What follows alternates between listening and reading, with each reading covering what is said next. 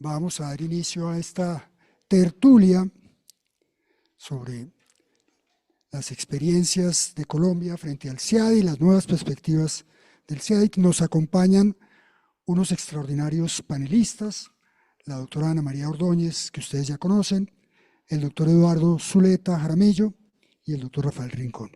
Y como moderadora, la doctora Daniela Páez, a quien le entrego el micrófono para que dirija su panel. Muchas gracias.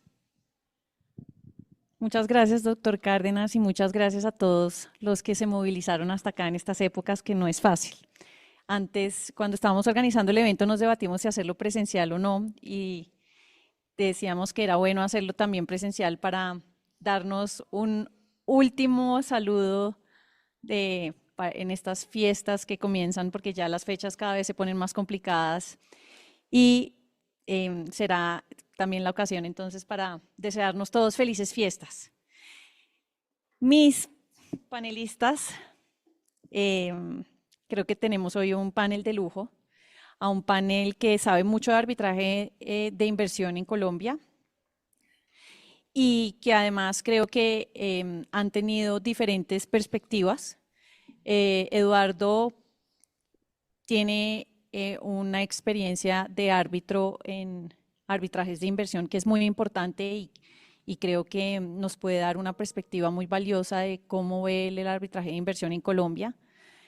Ana María pues estuvo muchos años representando al Estado colombiano y Rafa también representa inversionistas, entonces creo que es una oportunidad muy valiosa para conocer cómo están las cosas y conocer también el punto de vista de las partes y los árbitros en toda esta discusión. Yo preparé una serie de preguntas y las voy a ir haciéndolas a mis panelistas. Y la primera ronda de preguntas las pensé como preguntas de contexto, para como ponernos todos en la misma página y ir reflexionando sobre cuáles han sido los resultados en materia de arbitraje de inversión y sobre todo también sobre cuál debería ser la posición que asuma Colombia en adelante, más ahora que se ha propuesto el retiro de Colombia del CIADI. Entonces, pues sin más preámbulos, mi primera pregunta era para Ana María. Quería preguntarle, o me parecería muy valioso que arrancáramos con un balance general de cuál es el estado en materia de arbitraje de inversión en Colombia. ¿Cómo ves tú que a Colombia le ha ido en los arbitrajes de inversión? ¿Cuántas reclamaciones ha habido hasta ahora? ¿Cómo se han decidido esos casos? ¿Hay procesos de anulación de los laudos que están en curso? Cuéntanos un poco de las estadísticas que hay hasta el momento. Muchas gracias, Daniela. Muy buenas tardes a todos. Muchas gracias por estar acá. Gracias al doctor Juan Pablo por esta invitación. El balance de los casos que actualmente cursan, pues lo saco de la información que es pública. Entiendo que en este momento hay 24 arbitrajes internacionales de inversión en curso, o ha habido, incluyendo los que se han terminado, 24 arbitrajes internacionales de inversión en curso, de los cuales 14 han terminado, y es decir que hay 14 laudos internacionales de inversión que han sido notificados al Estado colombiano. Hasta que se notificó el laudo número 13, el Estado colombiano podía reportar una tasa de éxito del 98%, sacando ese porcentaje, por supuesto, a partir de los montos reclamados, porque son 9 casos que fueron concluidos absolutamente en favor del Estado colombiano y 5 que no fueron absolutamente concluidos a favor del Estado colombiano, pero si se hace un cálculo de los montos reclamados frente a lo que efectivamente fue otorgado a los inversionistas, hay una tasa de éxito del 98% si se mira el arbitraje internacional, los resultados en números. De esos 9 arbitrajes de inversión que fueron concluidos favorablemente para el Estado colombiano.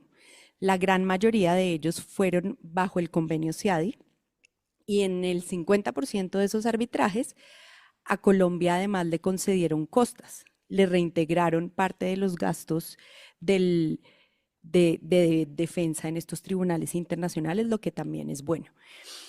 De los 5 casos que se perdieron, dejando a un lado Telefónica, que es lo que desató todo este debate, existe uno que, a pesar de haber hallado responsable al Estado colombiano, que es el laudo de cobro, determinó que la condena para el Estado era de 0, es decir, Colombia no tuvo que pagarle nada al inversionista. Y en los otros casos, el primer caso que fue notificado al Estado colombiano fue el primer laudo emitido en el caso de Glencore, y allí solamente se le concedieron al inversionista el 3% de las pretensiones de su reclamación, del monto de su reclamación, y además eso constituyó un reintegro de unos dineros que el inversionista le había pagado al Estado colombiano por cuenta de un fallo de responsabilidad fiscal. El segundo caso que salió desfavorable, bueno, no sé si acá estoy como, no tengo tan claro el orden, también fue en contra de Glencore, pero lo curioso es que la condena impuesta al Estado colombiano ni siquiera equivalía a los gastos de representación para el inversionista del arbitraje de inversión. Entonces, por esta razón es que se puede reportar una tasa de éxito del 98%. Está también el laudo de Sauter 2, que si bien tuvo unas decisiones desfavorables al Estado colombiano en el monto, en la cuantía, que la verdad, siendo honestos, es lo que desata este debate, es lo que aparece en todos los medios, que es que Colombia tenga que pagar más de $300 millones al inversionista,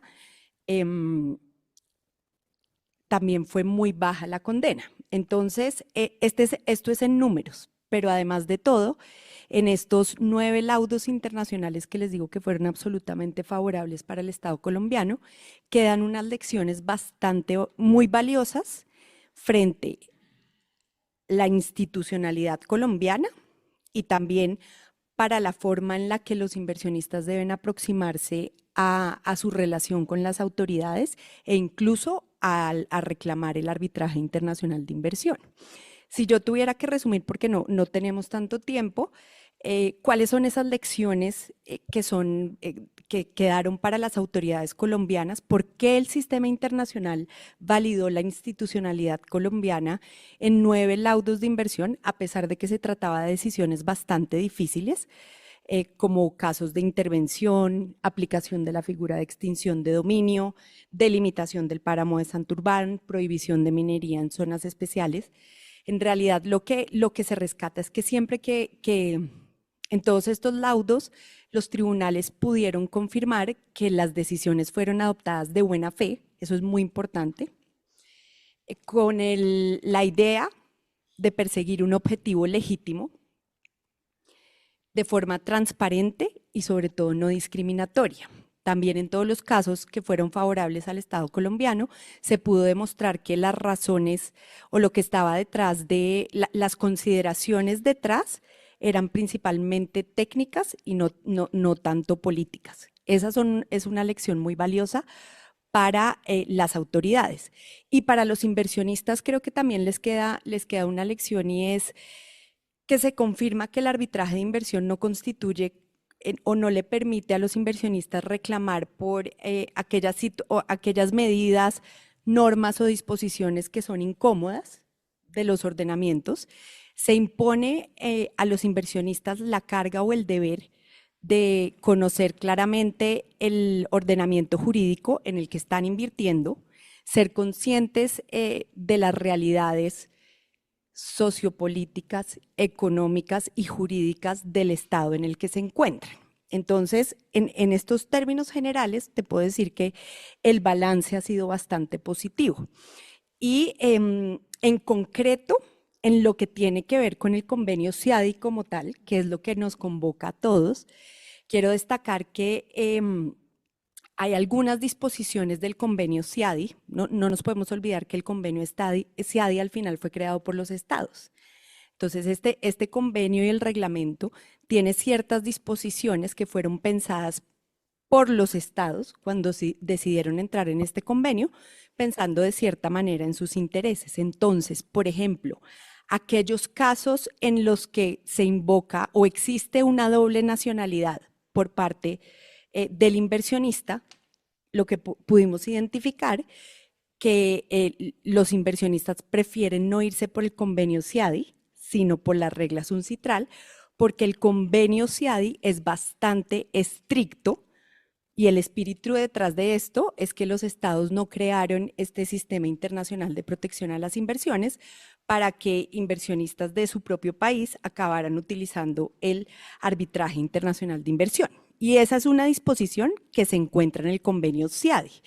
Y si se revisan los casos de Colombia, podemos ver que aquellos casos en donde existía doble nacionalidad, los inversionistas decidieron irse por las reglas UNCITRAL y no seguir el convenio CIADI, que tiene una disposición bastante estricta en este sentido.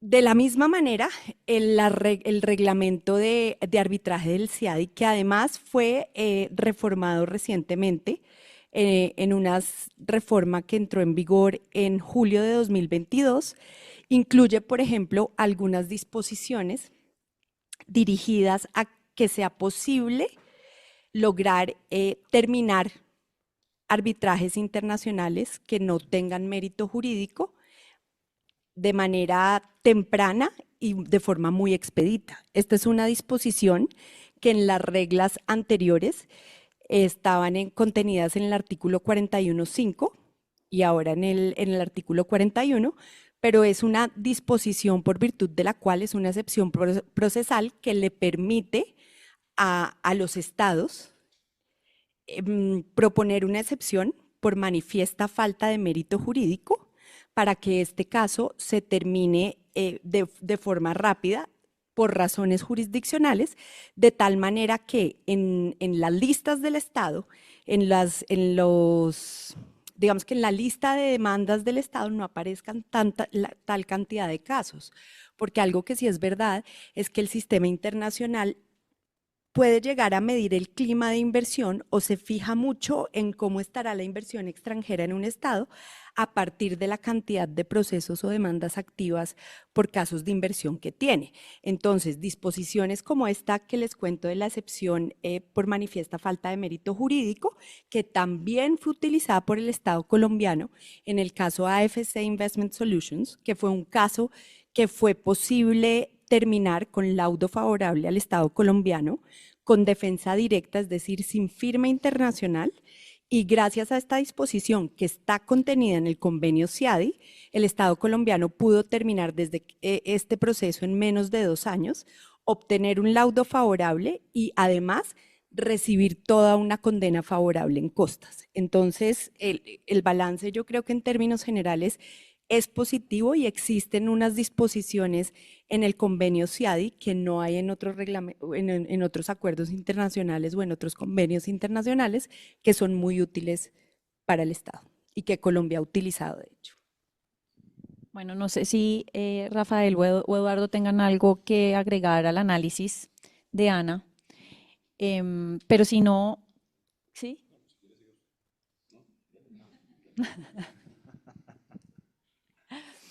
Yo aquí estoy anotando unas preguntitas para después. Pero entonces, una otra pregunta que me parecía que era muy interesante para dar también un poco de contexto es, después de este análisis que ha hecho Ana, que pareciera que es un análisis de un balance positivo a favor del Estado colombiano, quisiera también preguntarle a Rafa si él cómo ve el balance, pero más a nivel de la región. Es decir, que en comparación con otros estados de Latinoamérica, hagamos un análisis de cómo le ha ido a Colombia en términos de números de casos y cómo, pues si también los demás estados en la región han tenido una tasa de éxito tan importante como esta. Bueno, mil gracias y doctor Juan Pablo, muchas gracias por la invitación y al Comité Colombiano de Arbitraje. Tal vez para hacer un contexto en la región, el punto de partida tendría que ser que tenemos que ubicar el rol de Colombia, es cuando Colombia entró a ser parte de estos tratados internacionales, cuando celebró estos tratados internacionales y a partir de qué fechas empezó a ser un actor internacional en este tipo de instrumentos internacionales. Porque la frase de que Colombia es o era el Tíbet sudamericano aplicaría perfectamente un poco a esta noción y es que Colombia de alguna forma llegó tarde a estos tratados de inversión o no los celebró, por así decirlos, a finales de la década de los 80 y principios de la década de los 90, sino que sus tratados, por así decirlo, fueron tratados que uno podría llamar en la literatura de segunda generación, que empiezan a surtir, a entrar en vigencia en la primera década de este siglo. Si bien tenemos unos tratados previos que se negociaron y que no pudieron ser ratificados después por una jurisprudencia de la Corte Constitucional, particularmente en lo que tiene que ver con la prohibición de expropiación sin indemnización. Pero ¿por qué esto es relevante? Porque Colombia cuando entró a ser parte de estos tratados ya tenía una experiencia y conocía la experiencia de los demás estados en esta materia. Las primeras críticas que se empiezan a formular al sistema empiezan a surgir desde por lo menos académicamente hablando, desde los años 2002 y 2003, las primeras publicaciones que hicieron una primera vigilancia sobre lo que uno llamaría el sistema de inversión, inversionista Estado. Luego, cuando Colombia estaba en estas negociaciones, conocía un poco cuáles eran las críticas que se estaban presentando, cuáles podrían ser, llamémoslo así, los banderas rojas en materia del sistema y sin embargo toma la decisión de continuar celebrando estos tratados y de que entren en vigencia y todos sabemos que particularmente a partir de el segundo periodo de la administración de Álvaro Uribe es donde viene un crecimiento sustancial y una decisión de política fundamental en celebrar estos tratados. ¿Por qué es importante dar este contexto? Porque obviamente Colombia no se puede comparar con situaciones de crisis económicas que hayan ocurrido en determinados países en décadas de los 90 o a finales de la década de los 90 o con el contexto de otros países que desde principios de la década de los 90 celebran tratados de libre comercio y acuden a unos programas de internacionalización y de integración de sus economías, como pudiera ser, por ejemplo, el caso de México con ocasión de lo que fue el NAFTA. De manera que hay que ponernos en ese contexto. Entonces, cuando uno ya ve digamos, ese contexto y mira el caso colombiano en tiempo y en circunstancias, hay varias cosas que son relevantes. Primera, Colombia logró en un tiempo, yo diría bastante rápido, construir una institucionalidad para su defensa jurídica que creemos que se debe destacar. Y aquí yo creo que no solo con el tema de la creación de la Agencia Nacional de Defensa Jurídica y del hecho de otorgarle las funciones para la defensa internacional del Estado, sino la labor que en materia de consultoría, asesoría hizo en su momento la Dirección de Inversión Extranjera y Servicios del Ministerio de Comercio, que creo que ahí hay unos antecedentes que se deben resaltar. ¿Y por qué llamo la atención sobre esto? Porque si bien los primeros casos de los que se hablan son casos que en su momento manejó la agencia, hubo casos previos que el ministerio dirigió y que pudo llevar a solucionar incluso en etapas de arreglo directo.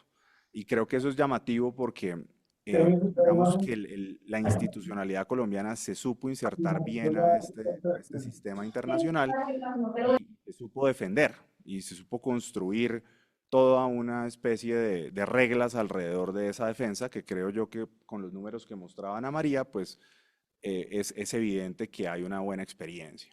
Ahora, ¿qué ocurre en otros países? Los debates en otros países, pues depende de su contexto.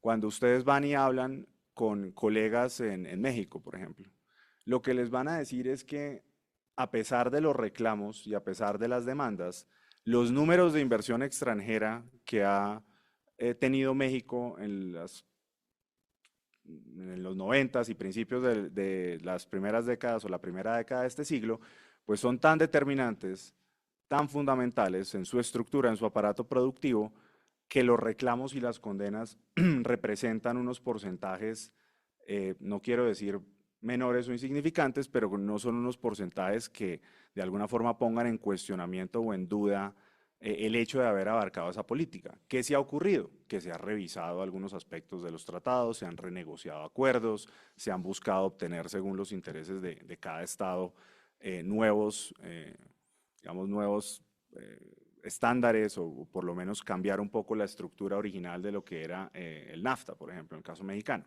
Eso ha ocurrido, pero eso depende de los intereses que maneje cada país en un momento determinado y en ese momento tanto Canadá como Estados Unidos como México coincidieron en que era importante llevar a una reevaluación de lo que era el capítulo de inversión original de NAFTA. Entonces, desde esa perspectiva, digamos, México, por ejemplo, termina siendo un estado que si bien se insertó en la economía global desde el inicio, pues ha tenido una experiencia particular que creo yo que es muy difícil de comparar con la colombiana. Digamos que la colombiana por estos temas de tiempo y por las circunstancias de cómo se dieron son difíciles, pero allá en México hay digamos, hay una serie de argumentos que permiten decir, mantenemos un poco la confianza en el sistema, mantenemos la confianza en el sistema y estamos convencidos de que este es un camino. Ahora, México tiene una posición particular frente al convenio CIADI y ya podemos más adelante abordar eso. Pero en general, ese es un ejemplo de un Estado que ha tenido una política, la ha ejecutado y al margen de los reclamos que sigue teniendo, y ha tenido reclamos importantes y una serie de demandas importantes recientemente, continúa siendo parte del sistema. Entonces es un Estado que ha ganado en algunas circunstancias, ha sido condenado en otras y se ha defendido y ha sabido, digamos, plantear una posición en el sistema al respecto. Ese, por ejemplo, es un parámetro que uno podría tener en cuenta. Pero yo insisto en que Colombia lo tenemos que ver en su contexto de tiempo y de modo. Y en cierta medida, lo que es hoy la experiencia colombiana, lo que nos debe arrojar es si con las defensas, con los números que acaba de mostrar Ana María, con el crecimiento que ha tenido nuestra economía y con la llegada de nueva inversión, cuál es el resultado o cómo comparativamente nos podemos ubicar. Yo solo quisiera llamar la atención de que si uno mira los números de inversión extranjera directa y particularmente la llegada de los fondos de capital privado al país desde finales de los 90 a la fecha, ha sido determinante el crecimiento de ese tipo de inversión, particularmente en el sector de infraestructura, fundamental para llevar a cabo proyectos como las llamadas autopistas 4G y los tratados han sido parte fundamental de esa atracción de ese capital extranjero. Entonces ahí hay una política y creo, Ana María, sin temor a equivocarme, que casos en materia de 4G sí hay uno o dos, muchos, pero ese es un buen ejemplo. Uno, sí, ese es un buen ejemplo de una política de atracción de inversión en donde los tratados juegan un rol importante para este tipo de agentes y este tipo de actores y sin embargo miren ustedes que el nivel de litigiosidad en materia inversionista-Estado no es alto. Entonces, creo que esas son unas experiencias que nos permiten decir que Colombia continúa teniendo una solidez institucional, tiene unas reglas de juego claras en esa materia y que, digamos, el debate que vamos a tener acá o la conversación que vamos a tener acá sobre el rol del arbitraje CIADI y las declaraciones que se han dado recientemente, pues que deben también tener en cuenta este contexto. Gracias, Rafa. Pues Eduardo, ahora habiendo oído el análisis de Ana María y el análisis de Rafael, quisiera preguntarle si por el número de casos que ha habido en contra de Colombia, 24, que pareciera ser un número elevado, ¿usted cree que Colombia debería replantearse su política frente a los arbitrajes de inversión y entonces en ese sentido pues dejar de suscribir acuerdos internacionales de protección a la inversión, apartarse de esa posibilidad e incluso pues analizar y contemplar seriamente la posibilidad de retirarse del CIADI, pues a pesar de pues de algunas ventajas que ya resaltaba Ana de lo que es el convenio CIADI y pues que pareciera también haber sido negociado entre estados para protegerse de demandas que no son pues realmente fundadas, pero ¿cuál es su opinión sobre eso? Yo creo que lo primero, retomando un poco lo que está diciendo Rafa y Ana María, para poner un poco en contexto, ¿por qué Colombia celebró acuerdos de inversión y por qué los países de la región celebraron acuerdos de inversión? Si ustedes miran históricamente, en los años 80 se celebraron en la región aproximadamente 20 tratados bilaterales de protección de inversión. En los 90, 200 y tantos. ¿Por qué se celebraron esa cantidad de tratados? Y en los 90 no fue Colombia. Colombia entró, como bien dice Rafa, en el 2000, cuando ya estaba empezando el boom, no de los tratados, sino de las demandas.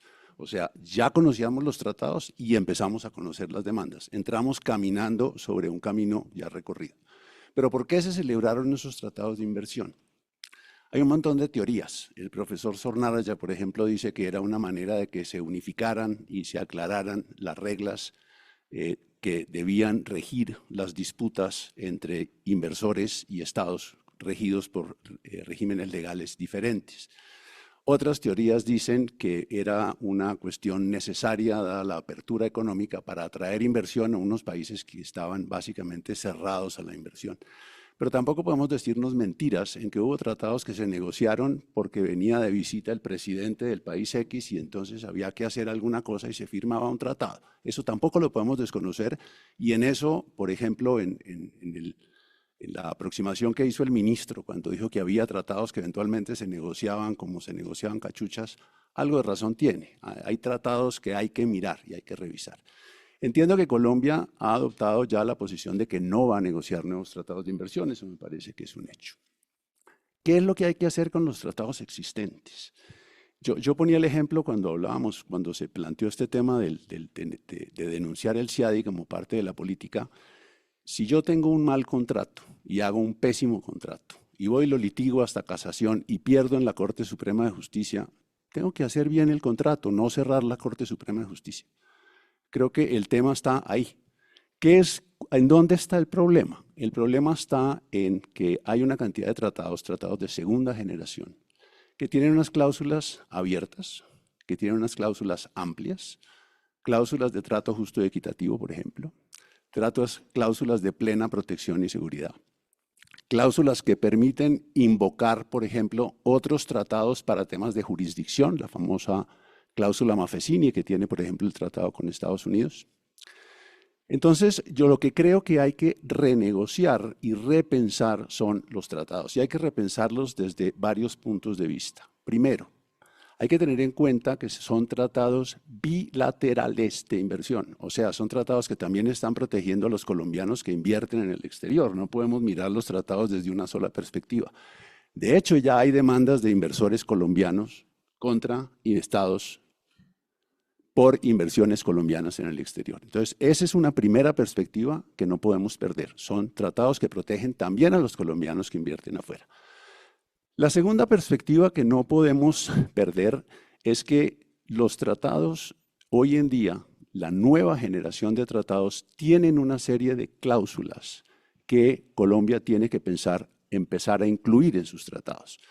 Desde la más básica de denegación de beneficios. Ana María ponía el ejemplo, ese ejemplo lo ha vivido México ya en 2 casos que yo conozca, en que se ha tratado de invocar la nacionalidad de un tercer país para un inversionista que resultó siendo un inversor mexicano. Pero resulta que los tratados, por una parte, en México, el tratado correspondiente o los tratados que ha celebrado México en los 2 casos eran tratados bilaterales, y la ley mexicana, por la otra, tienen unas protecciones muy claras para evitar que quien adquiere la ciudadanía mexicana para hacer una inversión pueda posteriormente invocar su nacionalidad de origen para tratar de demandar al Estado. Y eso lo hizo México renegociando tratados y con su ley de inversiones, que es un aspecto que Colombia tiene que contemplar. El balance entre tener unos tratados y tener una ley de inversiones que tenga este tipo de análisis. El tema del CIADI me parece que es un tema delicado por varias razones. Primero, por lo que les mencionaba, que el foro del CIADI pues, es uno de los foros. Los tratados celebrados hoy por Colombia contemplan demandas a elección del inversor, por el CIADI, que incluye mecanismo complementario, un citral, en algunos casos CCI, arbitraje ad hoc. De manera que el hecho de denunciar el CIADI no va a evitar que vengan demandas en otros foros. Primer comentario que me parece esencial. Segundo comentario, el CIADI le da a Colombia una serie y a los estados una serie de protecciones particulares que no dan otros tratados. Vamos a entrar en eso más adelante, pero les pongo un ejemplo puntual. El caso de Telefónica, que es el que ha dado lugar a toda esta conversación. En el caso de Telefónica, el Estado colombiano presentó el día 6 de diciembre, si no estoy mal, una solicitud de anulación. Con la solicitud de anulación pidió la suspensión del laudo. Pedida la suspensión del laudo, automáticamente la Secretaría del CIADI tiene que dar la suspensión del laudo. De ahí tiene que esperar a que se constituya el comité ad hoc para revisar la anulación y es ese comité ad hoc el que va a decidir si continúa o no continúa con la suspensión. Ordinariamente los comités ad hoc, salvo que haya alguna cuestión muy particular del estado correspondiente, mantienen la suspensión. Entonces ahí Colombia tiene una garantía que no va a tener en otro foro. Porque si se va a pedir la anulación en otro foro, mientras tanto se puede ir a ejecutar el laudo, se viene y se pide la anulación en Colombia, se pide la anulación en la sede del arbitraje. Si estamos hablando, por ejemplo, de un arbitraje ad hoc, con sede cualquier cosa en Nueva York, va y se pide la anulación en Nueva York, pero mientras tanto el inversor puede ir y ejecutar el laudo en España y puede ir a ejecutar el laudo en Colombia y el laudo sigue su curso por donde vaya. Más aún anulado el laudo en Nueva York, puede haber jurisdicciones donde ese laudo, a pesar de ser anulado, sea ejecutado. Eso en el CIADI no pasa. Esa es una primera protección que tiene el Estado colombiano. Y lo segundo, y con esto termino esta primera parte, miren ustedes las causales de anulación que tiene el CIADI. Y les llamo particularmente la causal de anulación que se llama no expresión de los motivos en que se funda el laudo. Porque esa no expresión de los motivos en que se funda el laudo, si ustedes miran las decisiones de los comités de anulación, va mucho más allá que simplemente el laudo no motivado. Porque, por ejemplo, razones contradictorias se consideran falta de motivación. No analizar todos los puntos planteados por las partes se considera falta de motivación, falta de expresión de razones. Entonces yo creo que lo que tiene que hacer el Estado colombiano, para cerrar un poco esta primera intervención, es primero definir con qué estados quiere tener tratados, con qué estados quiere proteger a los inversores colombianos y darle protección a las inversiones de esos estados. Puede que en ese primer barrido diga, hay 2, 3, 5 o ninguno tratados que no necesito, porque ni tengo inversión colombiana en esos países, ni hay inversión significativa de esos países en Colombia. Segundo, los tratados que tengo y que me permiten o que me convienen tener, vamos a renegociar las cláusulas. Vamos a mirar cláusulas de denegación de beneficios. Vamos a refinar el estándar de trato justo y equitativo. Vamos a mirar todo este tema famoso de las legítimas expectativas. Vamos a eliminar, por ejemplo, ciertos sectores de protección. Hay tratados que eliminan por completo discusiones sobre el sector de impuestos, por ejemplo. Hay tratados que eliminan por completo cualquier medida en el sector bancario. De manera que creo que es un tema de negociar y mirar los tratados que tenemos y en lo que a mí corresponde, en mi opinión personal, dejar el CIADI quieto. Yo creo que denunciando el CIADI no ganamos nada. Más adelante, cuando hablemos un poco más del CIADI, tal vez podamos compartir la experiencia que han tenido los estados que han denunciado el CIADI, que tampoco ha sido la mejor experiencia del mundo. Gracias, Eduardo. Y qué interesante esa posibilidad, o pues en verdad esa vía que debería considerar el Estado colombiano de renegociar los tratados. Justamente hace unos años, en el 2021, se firmó un nuevo tratado con España que creo que estaba muy alineada con ese replanteamiento de los tratados de segunda generación para cerrar ciertas cláusulas, incluir las cláusulas de denegación de beneficios, hacer más exigente la definición de inversionista. Pero curiosamente yo le estaba haciendo mucho seguimiento a ese tratado y él está como dormido en el Congreso. No sé si ustedes tengan una información diferente, pero no pareciera haber ánimo de pues impulsar su ratificación y entiendo que también ocurre lo mismo en España. Entonces, pues sí es interesante pensar si él... ¿Sí? Ah, bueno. Y ya la Comisión Europea aprobó.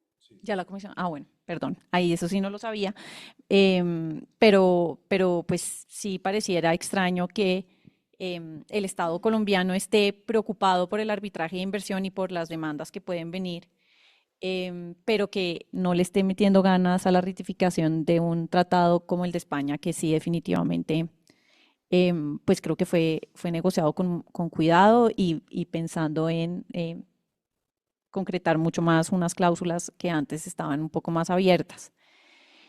Eduardo, pero entonces si si retirarse del CIADI no pareciera ser, digamos, la vida más adecuada, y ya teniendo la institucionalidad de la que hablaba Rafael, que ha sido una institucionalidad muy importante y que ha aportado mucho en la defensa del Estado colombiano y ha logrado obtener buenos resultados, ¿usted cree que además de esa institucionalidad fuerte, hay algo más que pueda hacer el Estado colombiano para evitar reclamaciones por la vía del arbitraje de inversión? O sea, ¿cree que hay algo que le falta al Estado colombiano para prevenir demandas por esa vía? Yo creo que son varios puntos. El primero es un punto, y eso va un poco a lo que está pasando en el Congreso con el tratado y a lo que ha pasado, es un punto en que ha insistido mucho, en su momento insistió mucho la agencia y en su momento insistió mucho el Ministerio de Comercio, Industria y Turismo, y es un tema de educación, es un tema de conocer de qué estamos hablando. Porque cuando empieza uno a entender cómo es que se inserta todo este mecanismo dentro de el mecanismo de la jurisdicción nacional y el mecanismo de los actos del Estado, empieza uno a entender que estamos hablando de niveles distintos, que estamos hablando de jurisdicciones distintas y que no podemos decir, por ejemplo, que es que la Corte Constitucional tiene que ser una corte de cierre y que no puede haber entonces una corte distinta y que entonces los tribunales de inversión no pueden entrar a juzgar esas situaciones. Estamos hablando de dos cosas distintas. Yo creo que ese es el primer punto que hay que tratar. Por una parte estamos hablando de responsabilidad internacional del Estado colombiano. Ese es un tema. Y ese es el tema del que hablamos en los tratados de inversión y ese es el tema de los que hablamos en el arbitraje de inversión. En el tema de la Corte Constitucional, en el tema de los tribunales nacionales, estamos hablando de la aplicación del derecho colombiano a una situación jurídica enteramente relevante desde el punto de vista interno de Colombia. Entonces, ahí tenemos que tener un primer enfoque de entender de qué estamos hablando.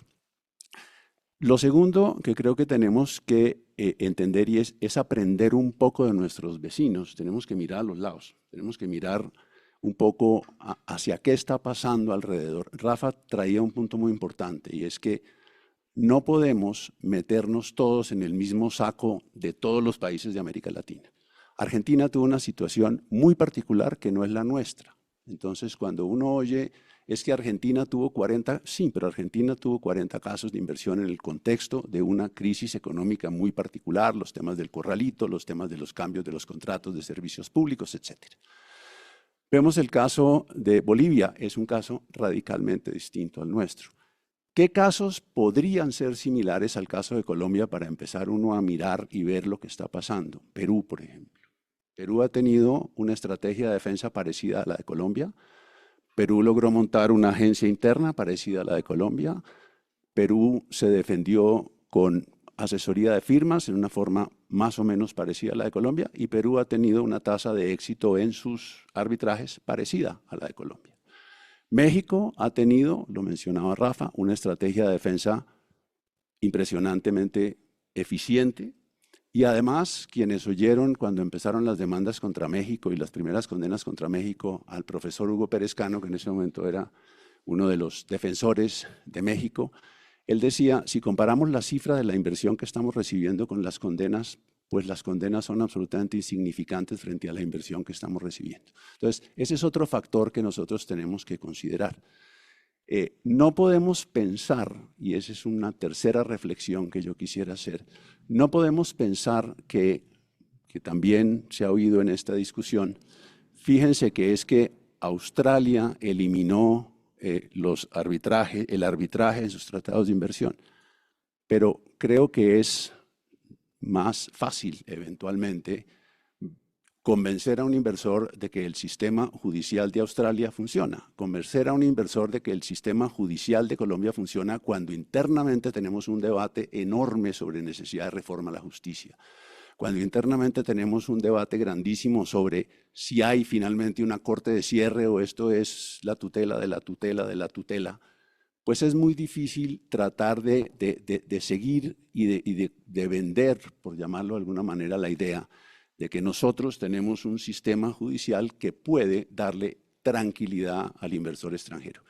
Al final, ¿en qué se traduce la intranquilidad del inversor extranjero cuando no encuentra un mecanismo de resolución de conflictos eficiente? Costo. Simple y fatutamente costo. Si tengo que litigar durante 7 años un contrato, pues le subo el contrato un 25, un 30, un 35%, que es el costo de tener que ir a litigarlo sin tener ningún recurso ante ningún otro foro. Entonces, creo, Daniela, para cerrar la pregunta, que tenemos primero que tener una cuestión de educación un poco de qué es esto. Lo segundo, y dentro de ese nivel de educación, que eso lo hemos hablado con Ana María mucho, que haya un entendimiento de las cortes y de los funcionarios públicos que mientras tengamos estos tratados, tenemos que entender que hay un foro adicional donde se pueden cuestionar actos del Estado. Y que si se pueden cuestionar actos del Estado, lo que tenemos es que definir qué actos del Estado son los que se pueden cuestionar y entonces ver qué excluimos. Y segundo, bajo qué estándares se pueden discutir los actos del Estado. Pero esa es, a mi modo de ver, la solución. Denunciar el foro no es de ninguna manera quitarnos de encima lo que hoy percibimos como un problema. Ana, tú hace unos días escribiste una columna de opinión en El Tiempo que también explicaba pues por qué retirarse del CIADI de pronto no era el camino adecuado. Quisiera que ahondaras un poco más sobre esos motivos que explicaste en tu columna, pero también preguntarte para también pues como poner en contexto esa idea que tiene el Estado colombiano ahorita y es que tiene que hacer el Estado colombiano en verdad para retirarse del CIADI. ¿Eso es algo que simplemente se dice un día y al otro día ya no estamos en el CIADI? ¿O cuál es el procedimiento que se debe seguir? Porque creo que eso también es muy importante para la discusión. Bueno, digamos que lo que motiva mi opinión está nutrido precisamente por lo que ya dijeron Rafael y Eduardo, y es que Colombia, así como llegó tarde a los acuerdos internacionales de inversión, llegó tarde a las demandas internacionales de inversión, pues también llegó tarde a recibir la primera gran condena en contra del Estado. Y es por esto que digamos que la reacción inmediata de salirse del CIADI era previsible, porque esto es lo mismo que ya ha pasado en algunos otros estados, por supuesto, contextos distintos, pero al final lo vivido por otros estados constituye lecciones que deben ser aplicadas por el Estado colombiano, y lo que ha sido una buena práctica o una mala práctica se debe intentar revisar. Pienso que además es importante que esto vaya acompañado de una política, como ya mencionaba Eduardo, de atracción frente a la inversión extranjera, sin olvidar que cualquier decisión que se tome también va a afectar a los inversionistas colombianos en el exterior. Y entonces, precisamente porque Colombia llegó tarde a esta situación, habíamos estudiado mucho, yo había estudiado mucho y había investigado qué pasaba y cómo le había ido frente a las demandas internacionales a aquellos estados que habían decidido retirarse del CIADI por cuenta de estas condenas. Y principalmente, por ejemplo, en Ecuador y en Venezuela el caso es muy diciente, porque inmediatamente Ecuador se retiró del CIADI. Ecuador decidió no solamente retirarse del CIADI, sino también denunciar todos sus acuerdos. Entonces podemos decir que inicialmente decidió salirse del sistema internacional de inversiones, y esto no impidió que llegaran demandas. Por el contrario, una vez esto ocurrió, Ecuador tuvo que seguir enfrentando demandas internacionales después de que se salió del CIADI e incluso después de haberse retirado de los acuerdos internacionales de inversión, porque todos estos tienen unas cláusulas sombra que se mantienen en vigor casi todos por casi 10 años. Luego, el efecto inmediato de salirse del CIADI y salirse de todos los acuerdos internacionales de inversión no es que se reduzcan las demandas, sino por el contrario, que se aumenten. Lo mismo ocurrió en Venezuela, por supuesto es un contexto diferente, pero Venezuela decidió solamente retirarse del CIADI y eso parece más como acaba siendo más como una posición política si uno se retira del CIADI y no denuncia los acuerdos internacionales, que fue lo que hizo Venezuela. Es más como una declaración de tipo político porque, por lo que ya mencionó Eduardo, los 19 acuerdos internacionales de inversión que tiene Colombia dan la alternativa de ir o al mecanismo complementario. Los que no contemplan arbitraje ad hoc bajo otras reglas, contemplan el mecanismo complementario. Entonces, al final, el impacto de retirarse del CIADI es eliminar una de las opciones o de las ofertas de ir a arbitraje que el Estado colombiano le da a los inversionistas extranjeros en cada tratado, pero no es desaparecerlo, ahí sigue. Y si se decidiera terminar también con todos los tratados, están estas cláusulas sombra que duran 10 años más. Lo que sí, entonces, las demandas no se van a eliminar. Entonces, digamos que ante un laudo que se notifica y se pierde, sí, por supuesto, que un Estado debe revisarse, debe identificar qué medidas se pueden adoptar para prevenir que esto siga ocurriendo, porque sí estamos hablando de muchas condenas, de mucho dinero. Cada uno de estos laudos de inversión casi que representa billones de pesos, que para un país como Colombia pues son cuantías muy importantes, sobre todo casi que todo el tiempo estamos hablando de reformas tributarias para recaudar. Entonces, por supuesto que es lo responsable y es lo lógico, pero siempre mirando estas lecciones. Digamos que por el contenido de los tratados, es claro que no estás eliminando la posibilidad de que se inicien los arbitrajes de inversión. Esa es la primera razón. Y la segunda razón es por la experiencia vivida por países vecinos como Ecuador, Venezuela, Bolivia, recientemente Honduras, que yo creo que va a cerrar el año 2024 como el estado más demandado ante el CIADI, porque además el convenio CIADI también contempla un periodo de sombra, que no es de 10 años, pero sí son 6 meses, y en torno a esos 6 meses hay todo tipo de discusiones. Entonces, pues ese es el punto y de allí se deriva esta opinión. ¿Qué tiene que hacer Colombia para retirarse del CIADI? En realidad, el trámite podría ser relativamente sencillo. Es solamente casi que una carta que se puede mandar, pero por los impactos que pueda tener, uno como ciudadano esperaría que esa decisión esté acompañada de un análisis y un estudio que ponga en una balanza los pros y los contras de salirse del CIADI. Y lo más importante es que se aseguren de que lo que están buscando con esa medida efectivamente se cumpla con esa decisión, porque si no, la verdad, el principal afectado acaba siendo Colombia y no necesariamente los inversionistas extranjeros. Y es Colombia porque retirarse es muy fácil, pero volver a entrar sí es muy complicado. Y acá vuelvo a las lecciones aprendidas de un estado como Ecuador, que Ecuador hace casi 20 años decidió salirse del CIADI y ya cuando intentó volver no logró hacerlo, a pesar de que hicieron toda la gestión, se tomaron foto, lo publicaron, Ecuador volvió al CIADI y de repente pues no se pudo porque ya la institucionalidad no se los permitió. Entonces digamos que el impacto sí puede ser muy negativo, puede ser muy complicado pensar en echar para atrás, a pesar de que es una decisión que puede tener efectos hacia mucho tiempo, hacia el futuro. Entonces sí vale la pena pensarlo muy bien. Dos complementos a lo que está diciendo Ana María. Primero, Ana María mencionaba el caso de Venezuela. Estadísticamente, desde que Venezuela denunció el CIADI en el 2012 hasta el 2024, ha recibido 40 demandas. Ese es el número último que tengo yo, 40 demandas. O sea, eso denunciar el CIADI de ninguna manera privó a Venezuela pues de esto. Y lo segundo es que la cláusula del CIADI de los famosos 6 meses, el CIADI deja de tener vigencia 6 meses después de la denuncia. ¿Qué ha pasado? Que los inversores han presentado sus notificaciones de arbitraje dentro de esos 6 meses.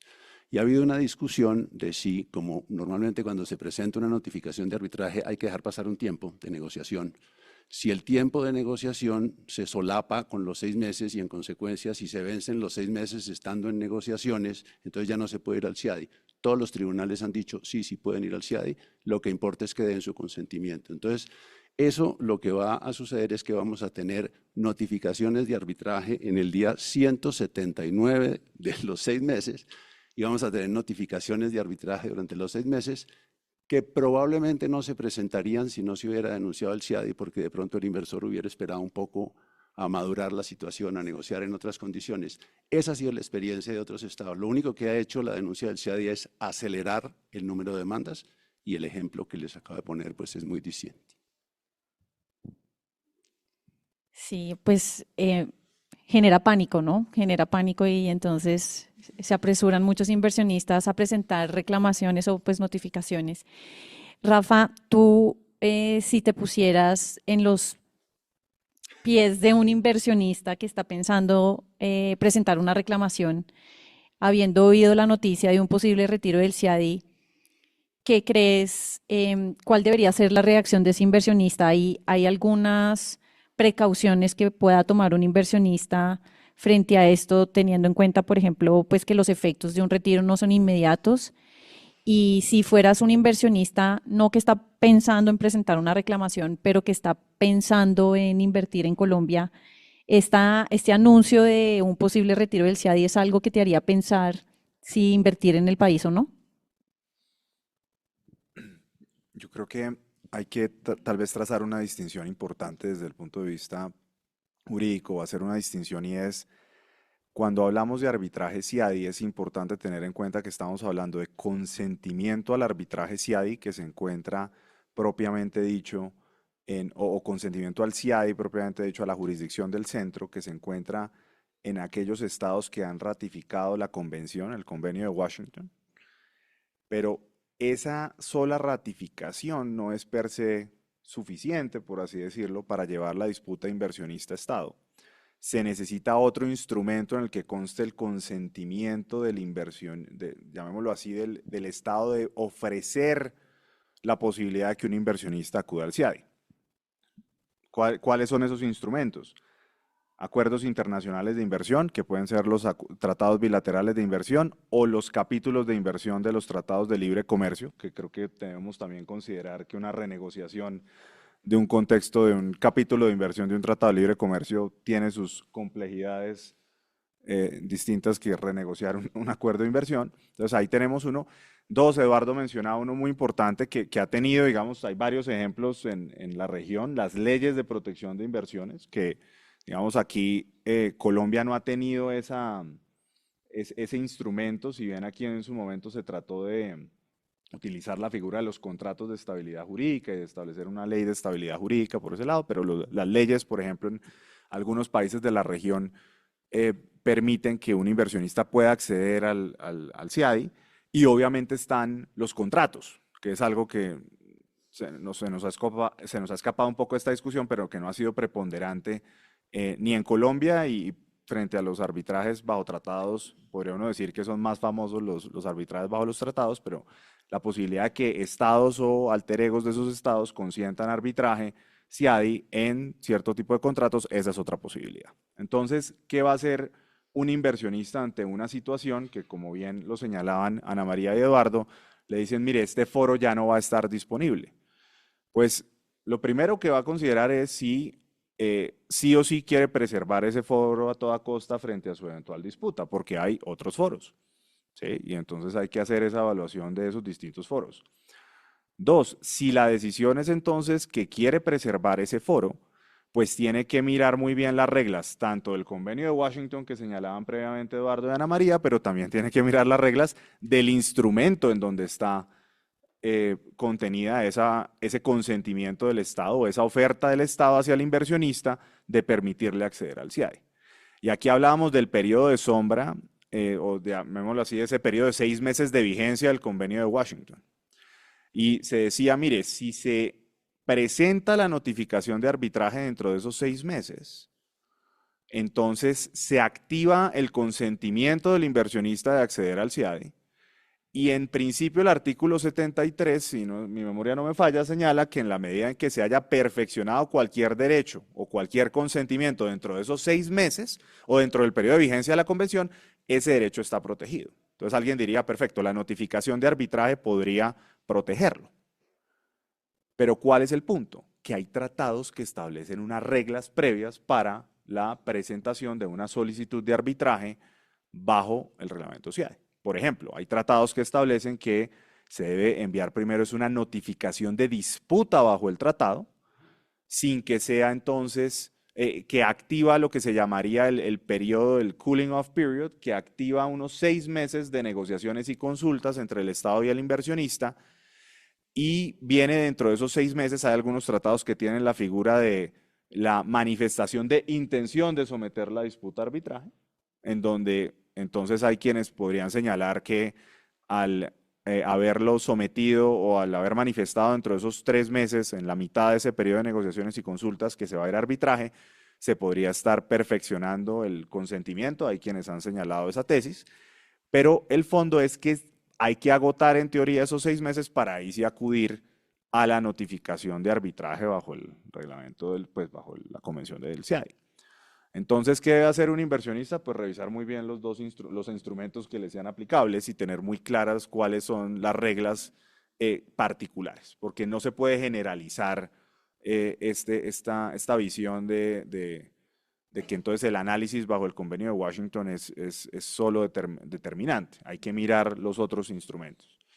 Ahora, sí quisiera llamar la atención sobre el hecho de que en el contexto de los anuncios que se han dado, obviamente los anuncios generan ruido, obviamente eso ha generado preocupación, por lo menos en algunos sectores de inversionistas, pero la experiencia de otros estados lo que muestra es que no se pierden, digamos, el hecho de perder un foro no necesariamente implica que el inversionista vaya a perder sus derechos a demandar en otros escenarios. Yo quisiera traer aquí 2 elementos al debate que a mí me ha llamado poderosamente la atención toda esta discusión. El primero es que cuando yo ya la entrevista que le hicieron al señor ministro, el señor ministro decía, la propuesta que nosotros tenemos es una en la que el inversionista venga y litigue en nuestras cortes, ¿sí? Venga a las cortes colombianas y que ahí se solucione su disputa. Yo quisiera poner de presente que hoy el Estado colombiano no ha designado, no tiene reglas claras en materia de conflicto de jurisdicción de cuál sería una corte competente para resolver una controversia inversionista-Estado. Cuando ustedes leen normalmente los tratados y las cláusulas de selección de foro, ustedes dicen puede ir a arbitraje CIADI, puede ir a arbitraje UNCITRAL, puede ir o a las cortes del Estado receptor de la inversión. No es claro. Y para que vean, el Consejo de Estado ni siquiera lo tiene claro porque en la decisión de medidas cautelares del caso del dominio del .co hubo una cantidad de elaboraciones abstractas alrededor de si tenía o no competencia para eso, y la conclusión es, si queremos que las cortes conozcan de esto, ¿por qué no nos empezamos a poner de acuerdo en cuál debería ser la corte competente para resolver estos temas? Ese debate no lo hemos tenido y creo que si se plantea esta alternativa, pues por lo menos pongámonos de acuerdo en qué corte queremos, que queremos que sea una corte especial o una sección específica de alguna alta corte o qué queremos que sea. Eso como primer punto. Y lo segundo es que no dejemos de lado el tema y es que precisamente este sistema se creó como un escenario para despolitizar las disputas entre inversionistas y estados. Es decir, el interés del Estado está dado en el hecho de que no va a tener presiones políticas del Estado, del nacional de la inversión frente a esa controversia, y el interés del inversionista es que no va a estar sometido a los vaivenes de la política propiamente dicha de ese Estado receptor de la inversión. Entonces, lo que podía ser un problema político que data de muchos años y que ha tenido todo un desarrollo en el derecho internacional de la protección de la propiedad de extranjeros, y aquí podríamos quedarnos 500 años hablando sobre todos los antecedentes, la realidad es que el sistema nació como un objetivo de despolitizar las disputas inversionista-Estado, de que fueran disputas que se resolvieran en el ámbito jurídico. Cuando decimos que esos foros internacionales que buscaron despolitizar ese tipo de disputas que son internacionales, porque el hecho de que acudamos entonces a una corte doméstica no quiere decir que dejan de ser internacionales, pero cuando acudimos a esos foros, entonces el punto está en, para un inversionista, ¿eso le va a dar garantías o qué va a hacer un inversionista? ¿Va a acudir de pronto a su Estado nacional para que ese Estado le colabore y entonces volvemos a las épocas de la protección diplomática? Y tercero, cierro con un tema y es, también se hablaba de, no, pues los contratos deben ser suficientes para proteger la seguridad jurídica y la inversión. Mucha de la inversión extranjera que se ha hecho en el contexto de países en vías de desarrollo se hizo a través de vías de contratos. Este sistema también se creó para darle un poquito más de transparencia y de publicidad a la inversión. ¿Por qué? Porque no había vigilancia y no había información clara sobre el tema de contratos. ¿Cuál era la inversión que llegaba sobre los contratos? ¿Qué tipo de obligaciones estaban asumiendo? ¿Qué tipo de garantías tenía un inversionista? ¿Qué tipo de garantías o derechos podía tener un Estado? Eso no había claridad sobre ese tema. Ya más adelante podemos hablar de las críticas al sistema y demás, pero quiero poner de presente que si algo hizo este sistema fue elevar el nivel de la discusión y hoy tenemos un debate, yo diría, pues con una calidad alta, en donde hacemos toda una serie de debates alrededor del tema de la inversión extranjera y siento que las propuestas de abandonar el foro, volver a las cortes domésticas, pues no están en todo caso abordando las preocupaciones principales y es el que creo yo que sería la preocupación principal y es que la política vuelva a inundar este tipo de controversias cuando se buscó fue una resolución pacífica por vías jurídicas. Sí, muy importante ese punto y creo que además los tratados de protección de las inversiones dejan ver muy explícitamente ese espíritu de dejar de lado la política y esas presiones adicionales, porque muchas veces en las cláusulas de resolución de conflictos se dice explícitamente que cuando el inversionista decide demandar al Estado a través del arbitraje de inversión, pues no puede acudir a la vía diplomática para resolver su disputa. Pero Rafa, volvamos a lo que acabas de mencionar, a las críticas que hay al sistema, porque yo creo que pues la reacción que tuvo Colombia y de estas discusiones recientes que ha tenido el gobierno sobre el arbitraje de inversión, pues no son aisladas y en verdad hay críticas recientes, o sea, últimamente se ha debatido mucho sobre unas críticas que existen al sistema y quería preguntarte por esas críticas, porque sí creo que son muy válidas y yo sí creo que no podemos, digamos, ser ciegos frente a ellas y creer que, pues, digamos, el arbitraje de inversión es perfecto y que es la vida y que así como está ahorita, pues es perfecto para resolver las disputas inversionista-estados. Vamos que ningún sistema de solución de controversias es perfecto. Yo creo que todos los sistemas obviamente son susceptibles de mejora, pero vengamos al caso colombiano. Si queremos tener un ejemplo clave de dónde se dio esta discusión en el contexto colombiano y dónde se abordaron de forma pública, transparente, con un alto nivel, las críticas al sistema de arbitraje inversionista-Estado y las obligaciones que asumía el Estado colombiano al celebrar tratados internacionales, pues tenemos que pensar en las audiencias públicas que se celebraron cuando la Corte Constitucional revisó la constitucionalidad del Tratado de Protección de Inversiones con Francia y con Israel. Esos dos yo creo que son unos ejemplos muy importantes en donde una Corte Constitucional de un país, consciente de las críticas y de los distintos cuestionamientos que se dieron al sistema de protección de inversiones, abre a una audiencia pública, invita a distintos expertos y personas calificadas en el tema, formula unas preguntas de alto nivel y trae toda una serie de discusiones en ese sentido. El proceso, por más que podamos estar de acuerdo o no con el resultado de la sentencia y con algunas cuestiones que se señalan en esa sentencia, el proceso debe destacarse. Y aquí está Alejandro Linares, que hizo un voto disidente a esa sentencia en particular, pero ese voto disidente y la sentencia pues solo reafirman la calidad de la discusión que se llevó a cabo. Y creo que eso hay que destacarlo. ¿Qué se hizo en ese contexto? En esa sentencia se abordaron cuestionamientos, o por lo menos la Corte abordó cuestionamientos asociados a la ambigüedad de ciertos textos, si daban o no suficiente seguridad jurídica a partir de un principio constitucional que estaba, según la Corte, consagrado en el artículo 1 de la Constitución. Se abordó la calidad del debido proceso o la protección del debido proceso de las partes, las facultades de los árbitros. Y desde esa perspectiva, yo recuerdo una pregunta muy interesante que formuló, si no estoy mal, era en ese momento la magistrada, bueno, se me acaba de olvidar el nombre, pero formula y decía, oiga, ¿por qué los árbitros internacionales tienen ese poder de juzgar y de declarar la responsabilidad internacional de un Estado por una cuestión pública, por una cuestión del ejercicio del poder público? ¿Y qué hace pensar que esos árbitros puedan llegar a ser independientes o imparciales? Y creo que hubo una respuesta unívoca en el sentido de mostrarle la evolución del sistema.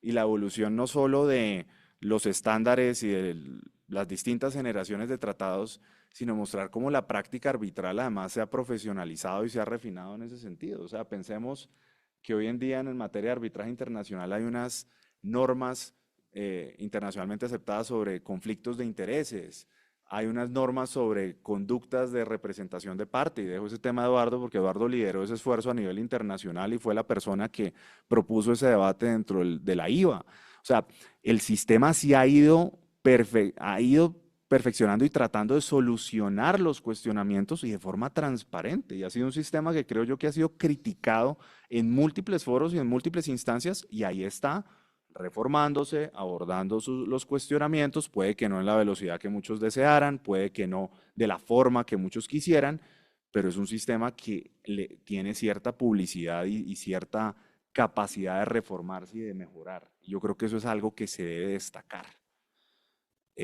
Como todo, obviamente que tiene cosas que deben mejorarse, pero creo que debemos ser conscientes del proceso, de lo que eso implica, y del hecho que ante la alternativa de regresar a vías políticas que pueden muchas veces no ser claras a los ojos de la ciudadanía, pues mantener unas vías jurídicas que ofrecen este nivel de transparencia, creo que vale la pena preservar. Cierro con esto. Hemos hablado mucho del laudo de Telefónica. En distintos medios, foros, ¿no? Se habla. Yo no he oído, que me ha parecido curioso, que alguien aborde la discusión de fondo del laudo de Telefónica, es decir, qué pasó y qué pasó en Colombia y qué pasó regulatoriamente, cuáles fueron las distintas posiciones de las entidades, habrá algo que debamos aprender sobre ese tema. Tenemos todos los elementos para tener esa discusión. No la estamos dando ahora, y claro, hay un tema de que el Estado presentó la solicitud de anulación y se debe manejar, pero miren qué otro sistema le permite a la sociedad civil en su conjunto tener estos debates tan amplios. Yo creo que muy pocos. ¿Sí? Entonces creo que esos son temas que hay que valorar y preservar.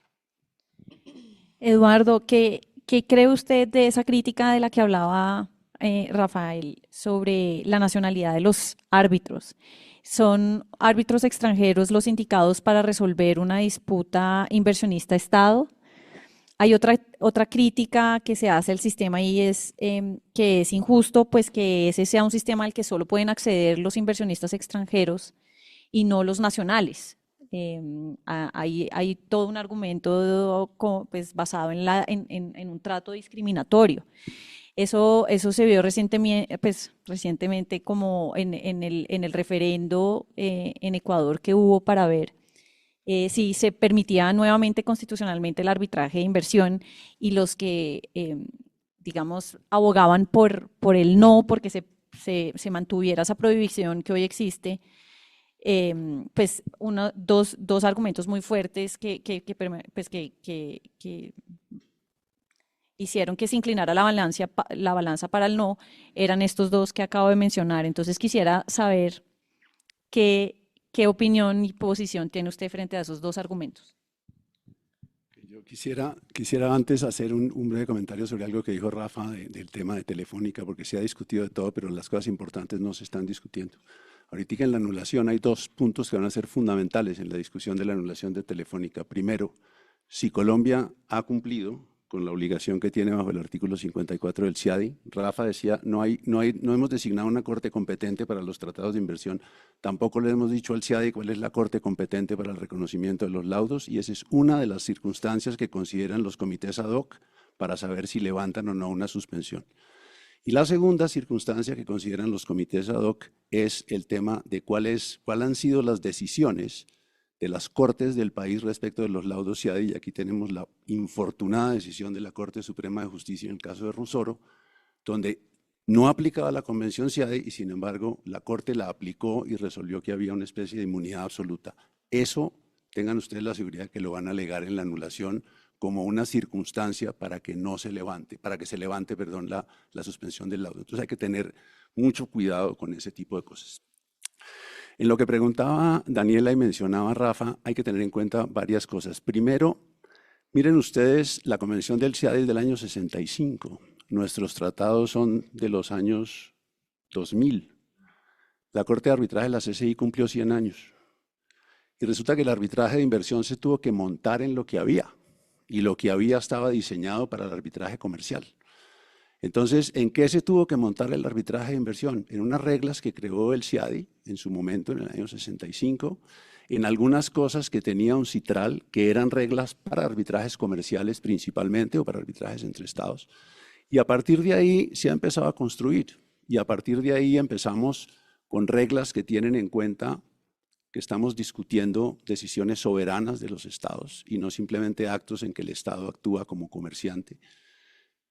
Estamos teniendo en cuenta que los estados necesitan hacer consultas internas para aportar sus documentos, para contratar expertos, para contratar las firmas, y las reglas están empezando a tener en cuenta esa circunstancia particular del estado. Estamos empezando a tener en cuenta unas circunstancias, hablando del tema de los árbitros de imparcialidad e independencia distintas, más estrictas. UNCITRAL y el CIADI acaban de aprobar una serie de guías y de reglas sobre la imparcialidad y la independencia de los árbitros. En eso también hay que tener en cuenta, primero, que la razón de ser de que no sean árbitros nacionales, pues es lo que la mencionaba Rafa, es un intento de despolitizar totalmente la controversia. Eso quiere decir que un Estado no pueda eventualmente, con el consentimiento de la otra parte, nombrar a un nacional como árbitro. No se puede, es que las reglas lo permiten en ciertos casos y esa facultad hay que usarla. Hubo un caso particular, lo conozco porque fui presidente de ese tribunal, el caso de Telefónica, para repetir la historia, contra México. El árbitro designado por México era un mexicano, el profesor Ricardo Ramírez, y todo el mundo funcionó perfectamente bien con el profesor Ricardo Ramírez como árbitro designado por México. De manera que hay una posibilidad que lo permite. Imparcialidad e independencia, hemos cambiado en eso radicalmente. Las reglas son hoy en día más claras, los estándares son más estrictos, las recusaciones están hoy un poco a la orden del día.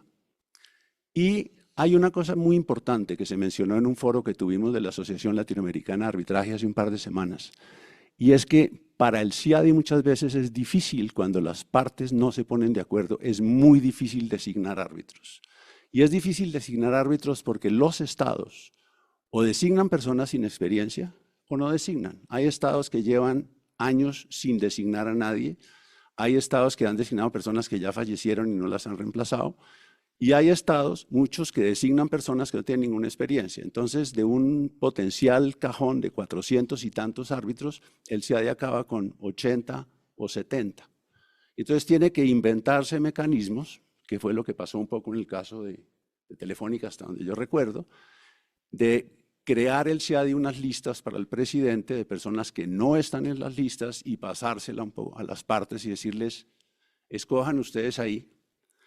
A veces, y esto es anecdótico, pero a veces alguna parte me decía, pues uno tiene que escoger de ahí porque si no tiene el garrote que le van a mandar a alguien de la lista, ¿no? Entonces, tiene que haber un mecanismo de responsabilidad de los estados en la designación de sus árbitros, porque es la única manera como el sistema mismo va a funcionar.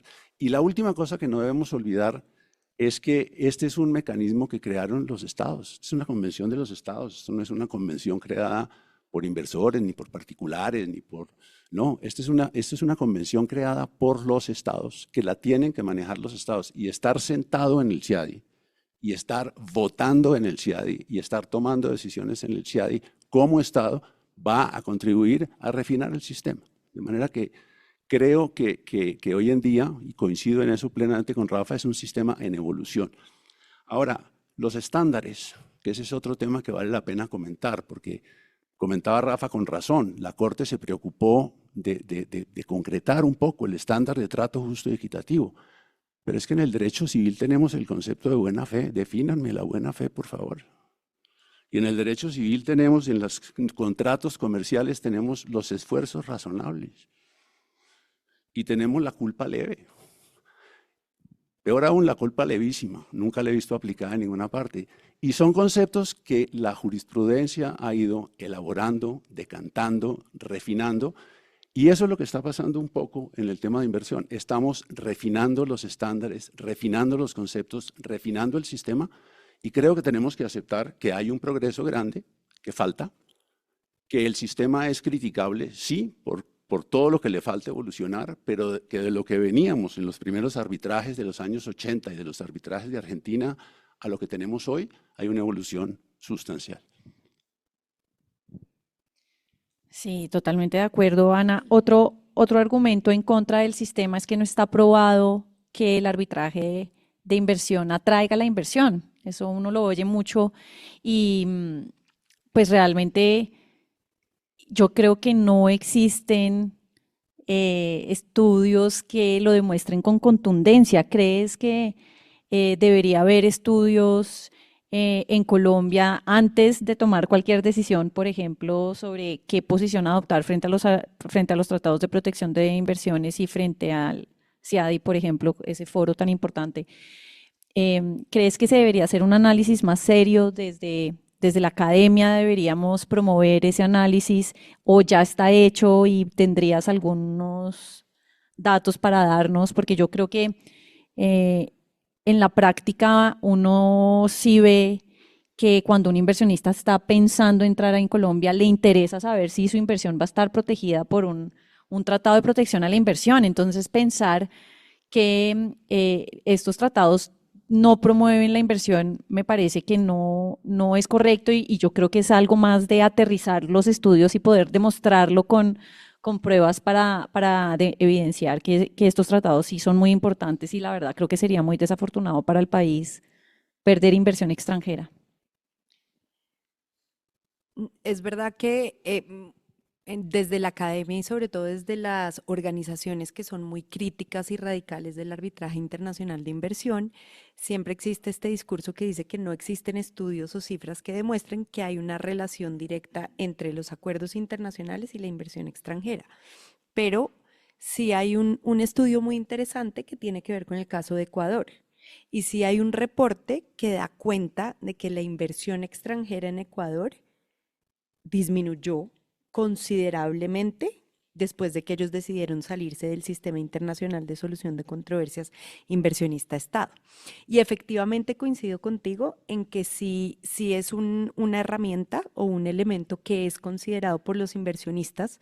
Lo que pasa es que tal vez la forma o el enfoque que se le ha dado a esos estudios, pues digamos que están más bien dirigidos. ¿Quiénes son los que hacen esos estudios? Porque es lo que toca revisar, son los críticos y la academia.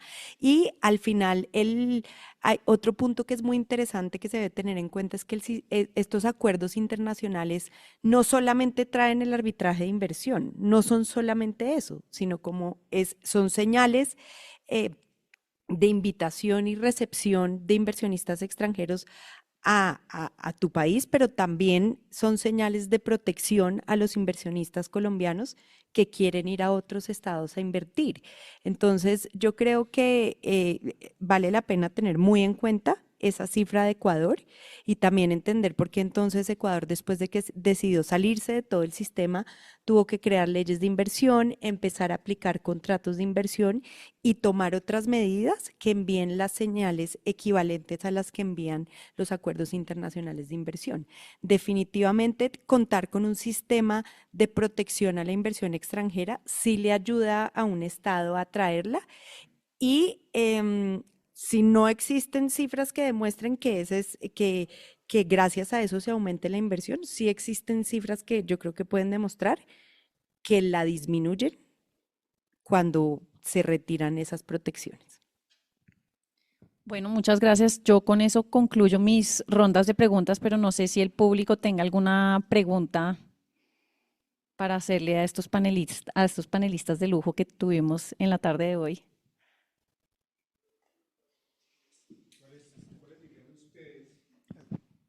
¿Qué son las razones para darle a un inversionista nacional, de decir que un inversionista extranjero sí puede tener un determinado trato, pero el nacional no? En la universalidad del capitalismo, ¿qué razón le doy yo a ese inversionista nacional de por qué sí tiene que confiar en los tribunales internos? Y si quiere, saquemos al sistema judicial, en los tribunales de arbitraje nacionales internos, refinados, con responsabilidades penal, civiles y demás los árbitros, con independencia, con un régimen exigente también, con especializaciones en el tema, despolitizados, que es una de las razones fundamentales del internacional. ¿Cuáles serían esas razones de peso fundamental para decirle al nacional, usted sí le toca a este, pero el internacional vamos a ver, o no, o está condicionado? Entonces miro la otra cara en la moneda. ¿Por qué no decirle a un inversor extranjero, usted va a tener las mismas garantías de un inversor nacional, en infraestructura, en lo que sea, ¿sí? Va a tener las mismas garantías y el árbitro además ejerce funciones jurisdiccionales, eso le trae unas responsabilidades superiores y mayúsculas a otro árbitro de cualquier otra órbita. Sé que se mezclan muchos elementos que ustedes han tocado, yo creo que tangencialmente, pero me gustaría escucharlas. Gracias.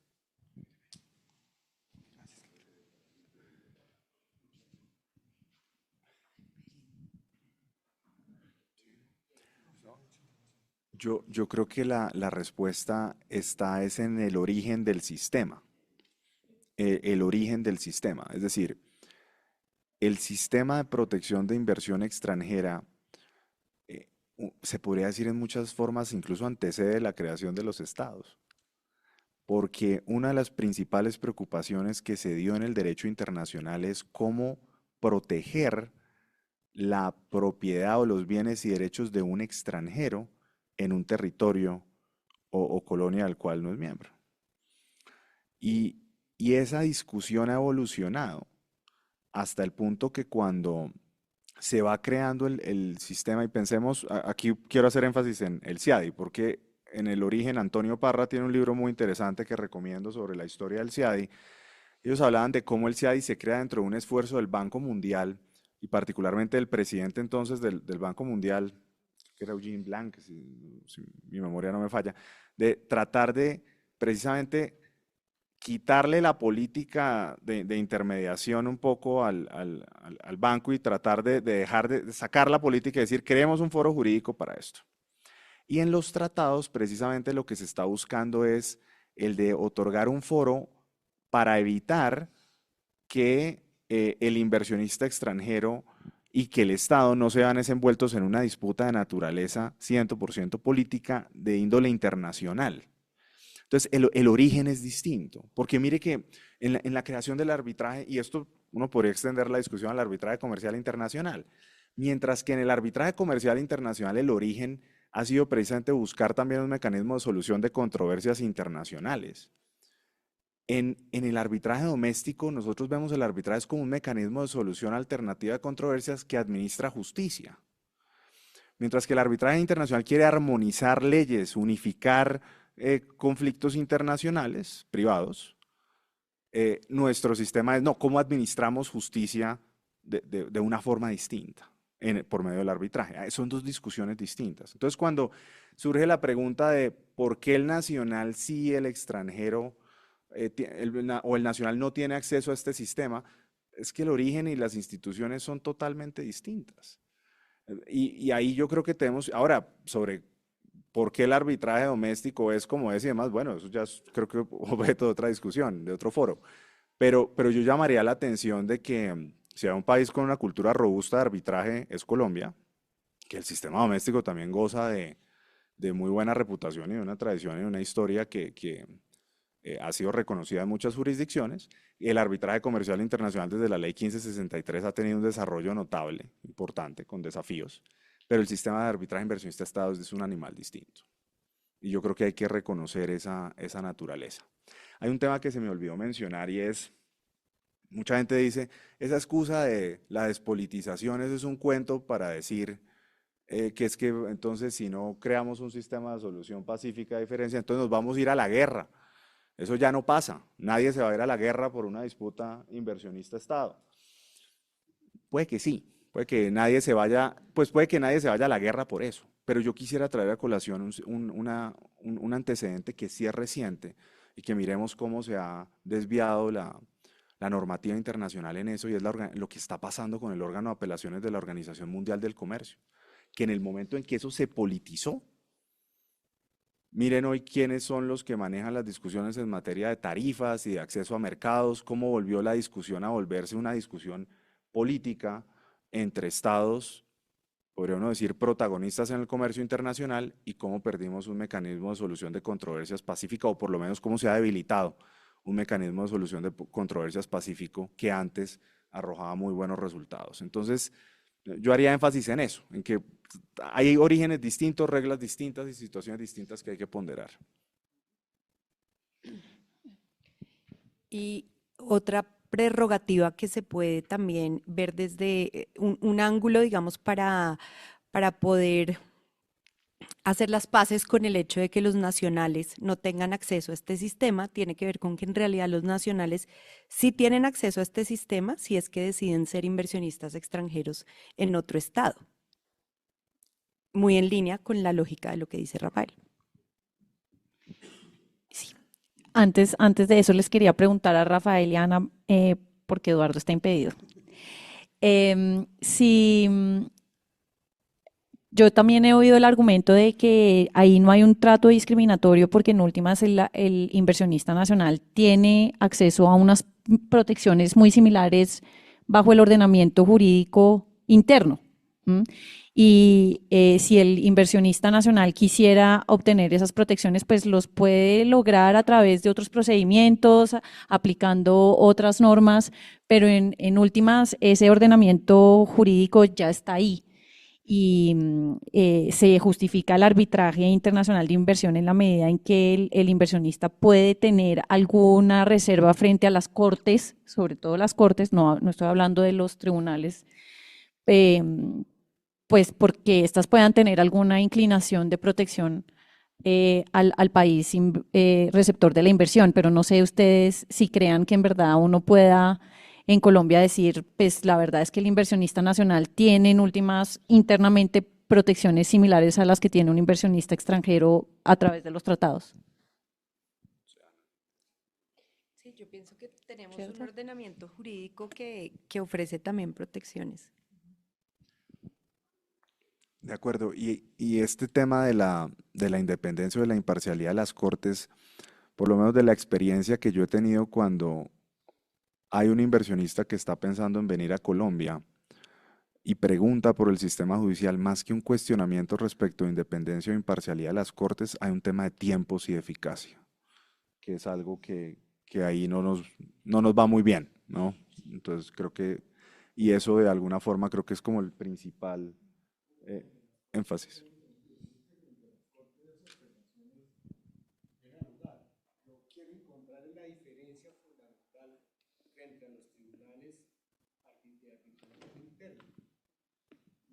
frente a las cortes, yo total, pero ¿qué le dice uno al señor inversor extranjero?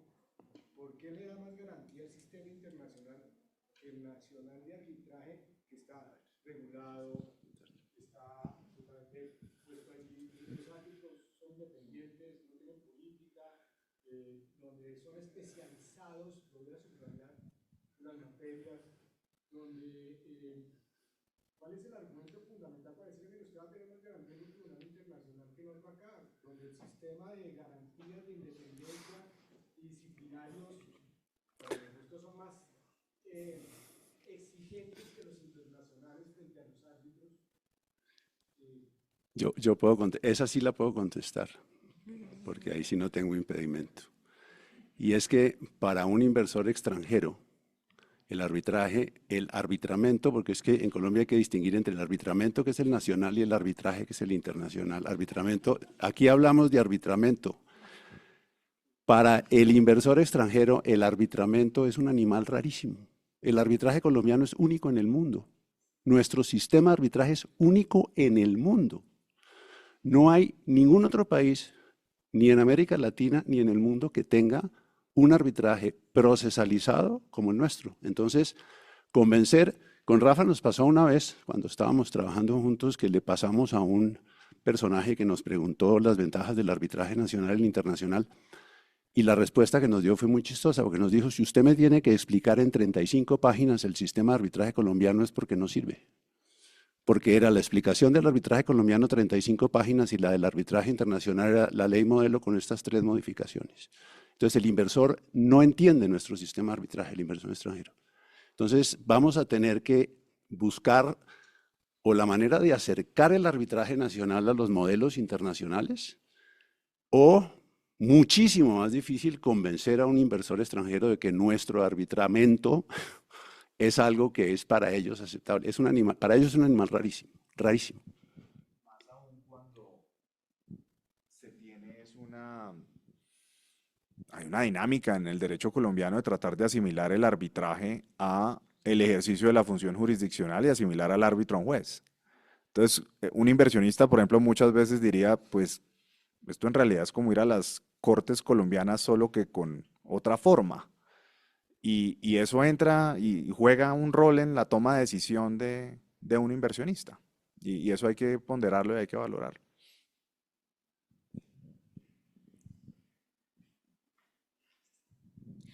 Esta es una pregunta para Eduardo. En teoría, no hablando de ningún tratado específicamente, ¿usted cree que sería posible aceptar el consentimiento ofrecido por el Estado colombiano a través de los tratados de inversión sin necesidad de enviar una notificación de intención, con una, digamos, de manera genérica?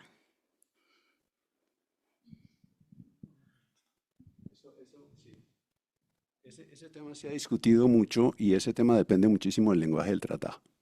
Hay tratados que dicen que la notificación de las disputas, entonces hay inversores que han notificado diciendo: tengo varias disputas bajo este tratado y de una vez notifico que tenemos unas disputas y hace una lista de disputas. Entonces ahí viene la discusión de si yo puedo hacer una especie de barrido general. No he visto, dentro de los casos que he tenido que ver y dentro de lo que he leído, ningún tratado que le permitiera a uno hacer una especie de notificación general de cualquier disputa futura. Eso no creo que exista, ese tratado, y no creo que un tribunal lo vaya a aceptar. Me parece difícil que lo acepte.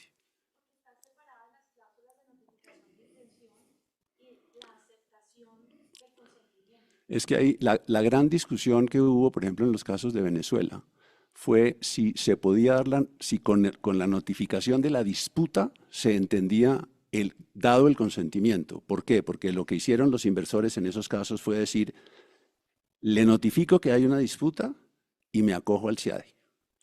Entonces, el argumento de Venezuela en esos casos fue: la notificación de la disputa, sí, pero usted no se puede acoger al CIADI sino hasta que terminemos los 6 meses de negociaciones, porque ahí es donde tiene que dar el consentimiento. Y en los tratados que se analizaron, lo que dijeron los tribunales fue: no, en la notificación puede elegir, no hay ninguna cuestión posterior.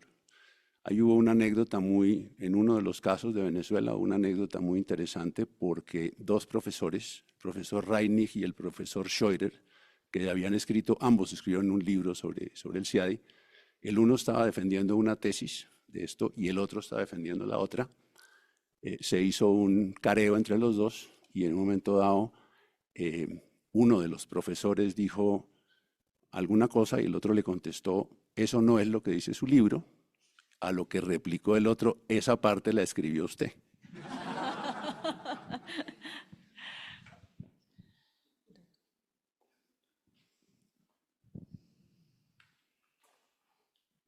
Esta es una pregunta más local, basada en lo que uno ve todos los días en Colombia.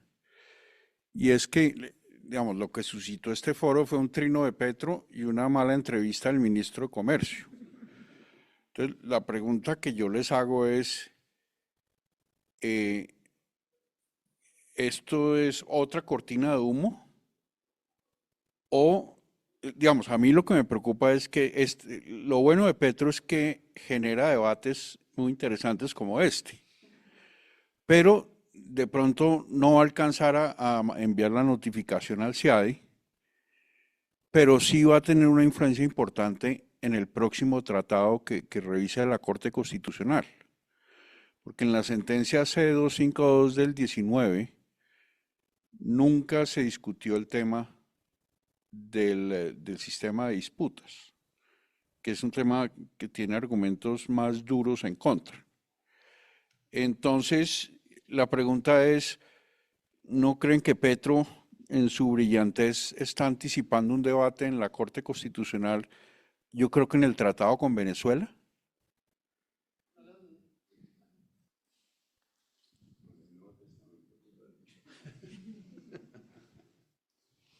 Pero el tratado con Venezuela no tiene la opción de ir al CIADI, sino que contempla cláusula de solución de controversias, arbitraje ad hoc y reglas UNCITRAL, las viejas. Es interesante, entonces. Sí, claro, pero la Corte podría decir que acudir a un arbitraje internacional para juzgar una decisión soberana es inconstitucional. Pero sería interesante decirle a los inversionistas colombianos que entonces se tendrían que someter a las Cortes de Venezuela. Digamos que yo creo que eso es todo lo que se tiene que tener en cuenta. El ministro que negoció ese tratado nunca pensó en los claims que había contra Venezuela de los inversionistas privados, nunca se refirió al tema. Todos los temas pasados, por ejemplo, Argos, todas las expropiaciones que hubo en Venezuela nunca se arreglaron. Pues yo no estaría tan segura de eso porque tal vez sí pensaron en eso. Pero ahí hay un tema, Alejandro, en el tema de Venezuela y de las expropiaciones de Venezuela, y es que varias empresas colombianas, usted se acordará, y Rafa igual, varias empresas colombianas cuando empezaron las expropiaciones en Venezuela, movieron sus inversiones a otras jurisdicciones que tenían tratados de protección con Venezuela, lo que muestra que los tratados sí tienen un fundamento importante. Varias compañías movieron sus inversiones a jurisdicciones que tuvieran tratados bilaterales de inversión con Venezuela, que Colombia no lo tiene.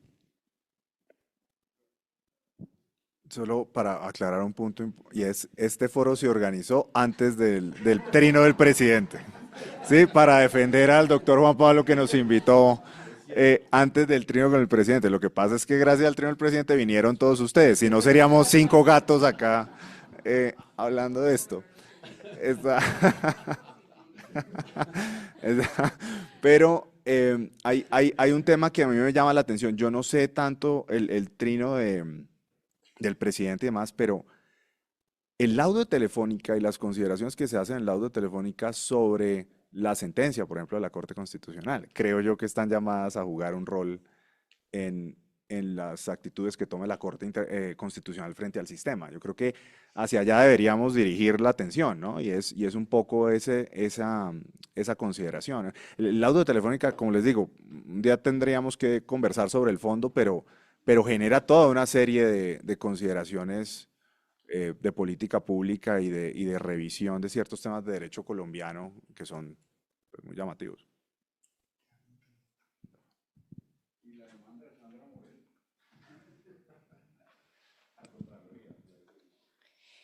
Precisamente en relación con lo que ha mencionado Rafa y lo que decía el doctor Linares, yo le pregunto a Ana María cuando estuvo en la agencia, porque es que sí sorprende que se haya lanzado un trino pues de este impacto cuando hay un laudo que tiene un recurso, que es el recurso de anulación. Entonces la pregunta concreta es, ¿hay alguna estadística que indique pues de los laudos emitidos cuáles son anulados? Porque pensaría como dice Rafa, o sea, lo primero que hay que ver es pues para criticar el sistema, todo el sistema es que la conclusión es que el laudo fue espantoso o absolutamente ilegal y creo que esa discusión no se ha dado ni eso es lo que se ha mencionado. Entonces, concretamente, en relación con la posibilidad de anular, ¿cómo es el comportamiento del sistema?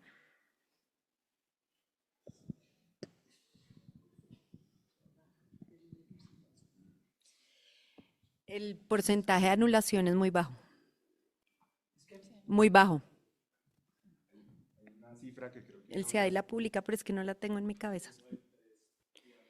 3.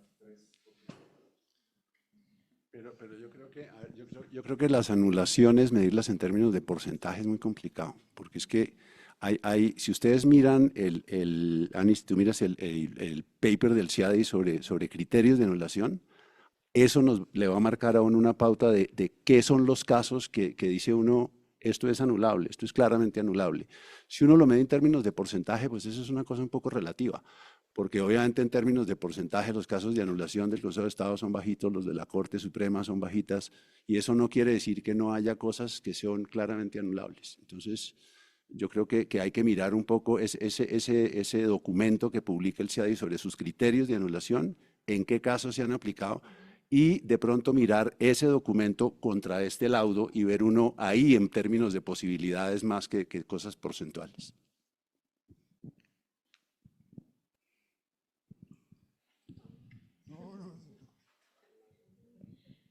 Y pues si estamos hablando de ese laudo, eso es un laudo muy malo.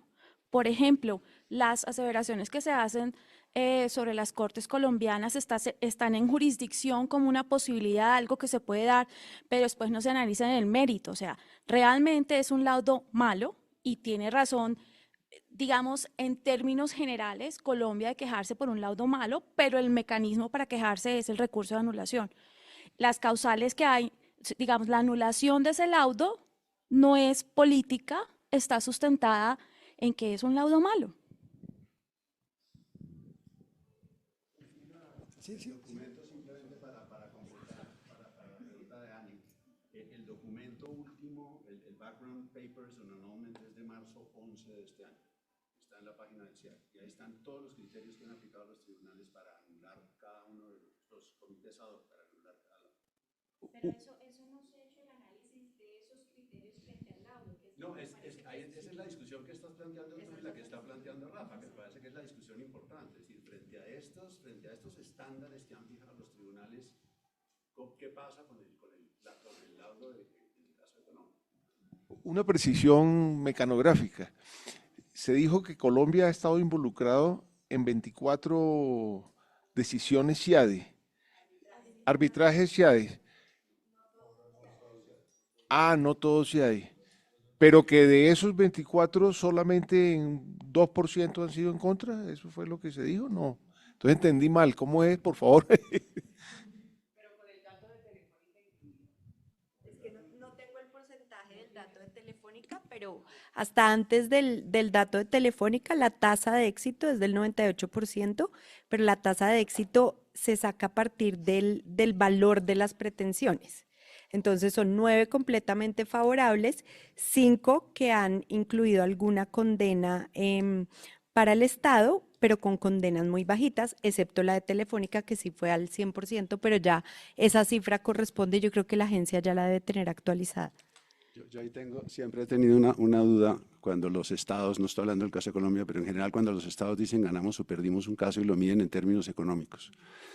La pregunta es, ¿qué pasa si hay un laudo que le pega una vaciada a un Estado diciendo usted es un Estado incompetente, abusador, etcétera, y no lo condena? ¿Eso es ganar un arbitraje? Dejo la pregunta planteada.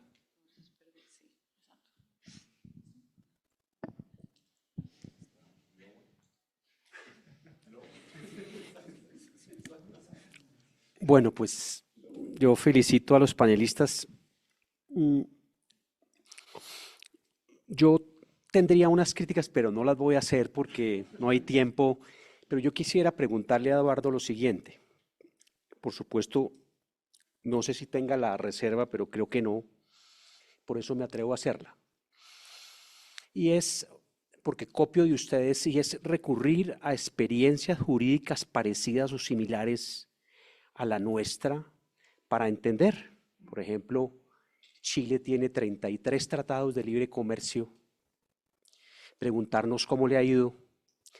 Nueva Zelanda es un país de primer mundo, pero con un desarrollo muy en agricultura muy parecido a países de América Latina. Entonces, eso me parece importante. Pero Eduardo mencionó NAFTA 2.0. Y en ese tratado de NAFTA, que es 2020-2021, Estados Unidos le ha dicho al mundo, mire, este es el tratado de libre comercio, o le dice a sus inversionistas, de más altos estándares de protección a la inversión americana. Y entonces, la pregunta mía es esta.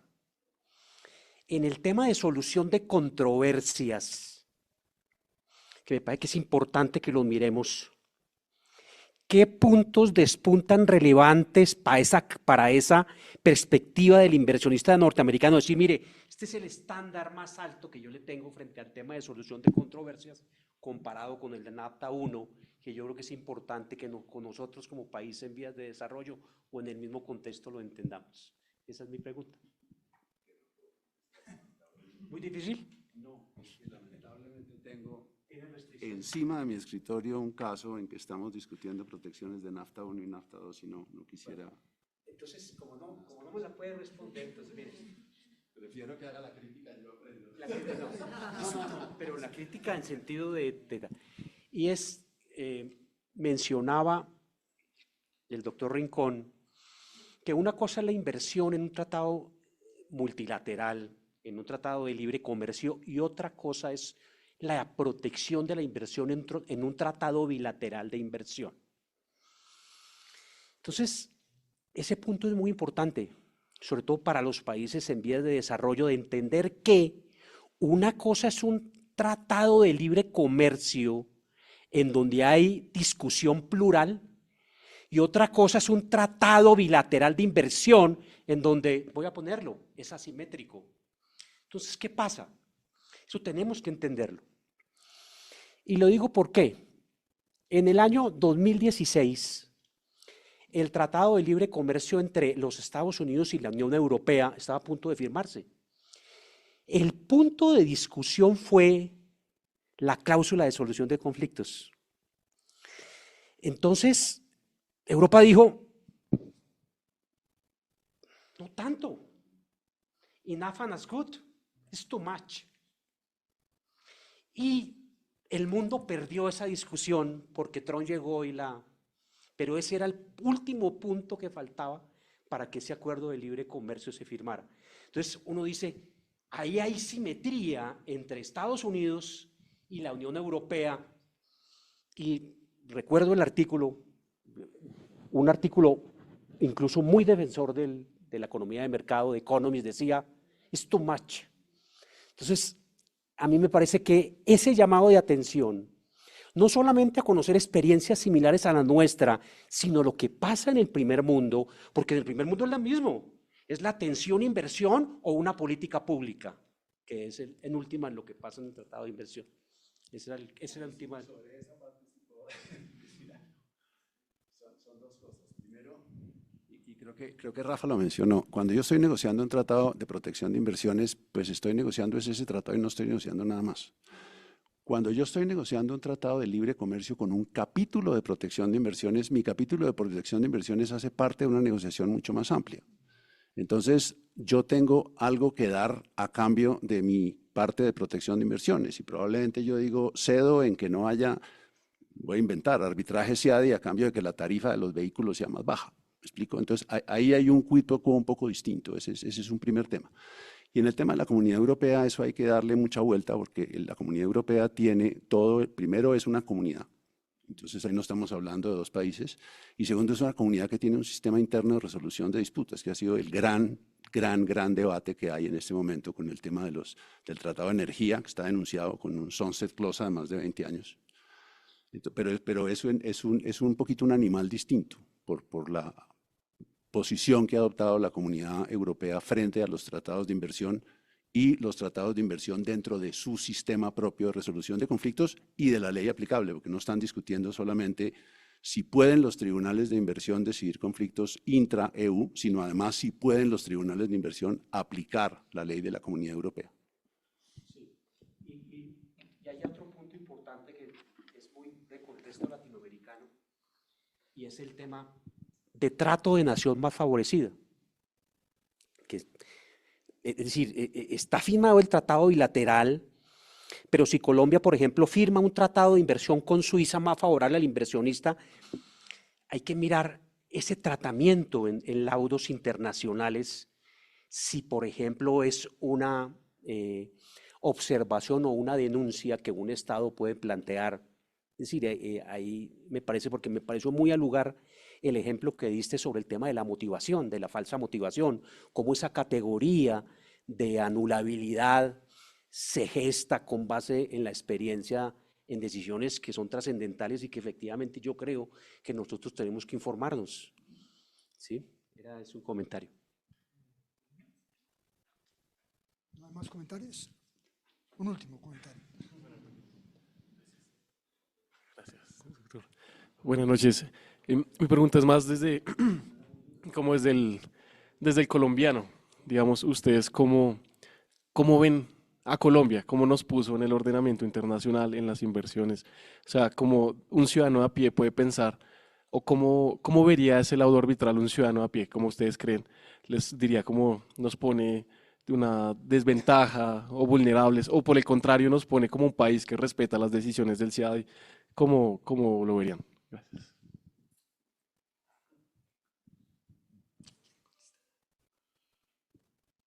Pues yo voy a hacerte un comentario que me hicieron la semana pasada cuando estábamos en la conferencia de ICC Miami, y la verdad es que la comunidad internacional especializada dijo que por qué Colombia era tan mala perdedora, que después de haber llevado 7 años con un resultado relativamente favorable ante el CIADI, 7 años, pierde un laudo y ya se quiere salir como malos perdedores, lo que me dijeron, no es mi opinión. Ratifico, estábamos en la misma, hablamos con gente totalmente distinta y la reacción fue esa, un poco, ¿qué les pasa? Ustedes que... Pero hay otro comentario sobre Colombia. Cuando se estaban discutiendo las modificaciones a las reglas del CIADI, dicho por la secretaria general del CIADI, de los comentarios más serios que se recibieron, los de Colombia. A diferencia de otros países que no dijeron nada. La participación de Colombia, y fue la agencia, determinante. Y tal vez una forma de verlo es, pues operó el sistema. Sí, unas veces se gana, otras veces se pierde y aquí pues tocó perder. Y el tema está en, hay que aprender de las lecciones y hacer los análisis del caso a partir de las decisiones que se tomaron. No hay nada más.